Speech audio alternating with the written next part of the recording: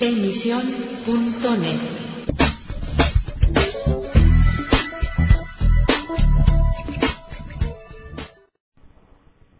Hello and welcome to Letter from England, broadcasting once again for AC Press and the Spanish Evangelical Alliance.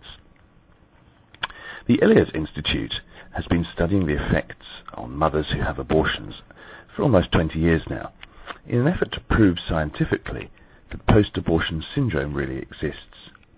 In other words, that abortions are much more damaging than many would have us believe. The Institute examines the causes and especially the consequences of abortion. And recent studies have indeed shown that abortion is much more harmful for the woman involved than had previously been thought. Results in a recent test showed that 65% of women were suffering as a consequence of the abortion from multiple symptoms associated with post-traumatic stress disorder. Another study found that 8 weeks after having an abortion, 44% complained of nervous disorders, 36% were having trouble sleeping, 31% regretted their decision, and 11% had been prescribed some kind of psychotropic medicine.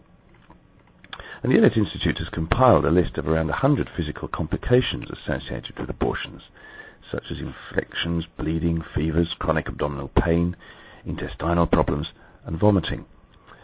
Among the more serious complaints, if those aren't bad enough, were strokes, the perforation of the womb, convulsions, loss of protection against breast cancer, hemorrhages, cervical injuries, and even death.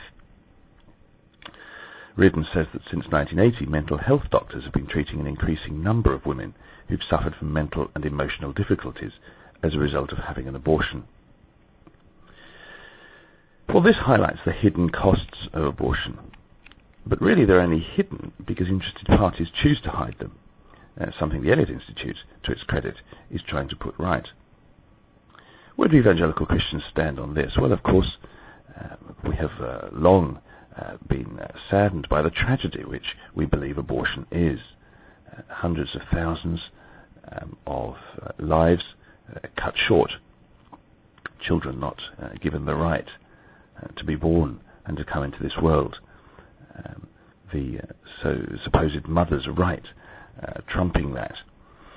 And of course we've been generally against abortion in the evangelical world, except in very rare cases where perhaps the mother's life is in danger or something like that.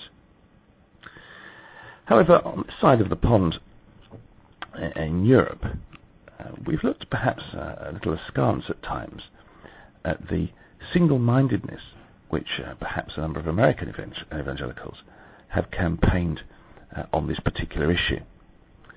And I think, whereas we might point out perhaps some blind spots that we think they have, I think it could well be a case of remove the plank from one's own eye before removing the speck from one's brother's eye, given that we ourselves have been very slow perhaps to stand up clearly against abortion as the social and human tragedy that it is.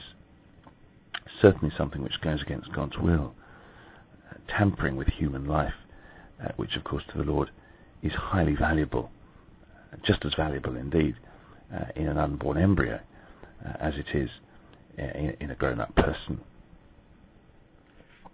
This week, or rather last week, the Pope visited Valencia, caused a royal rumpus amongst other things, but we'll come to that perhaps on another day. And he was coming to the 5th World Families Conference. And it's interesting that some of the evangelical responses to his visit, whilst they're focused on other problems concerned with the issue, particularly the participation of the public authorities in the visit, have also criticised the Catholic Church's stance on the family.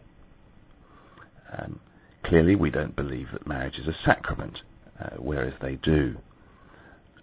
They also put more stress, at least at a high level in the Church, the official line, on the non-use of contraceptions, whereas in the Protestant Church we would be happy and indeed recommend that people followed healthy family planning.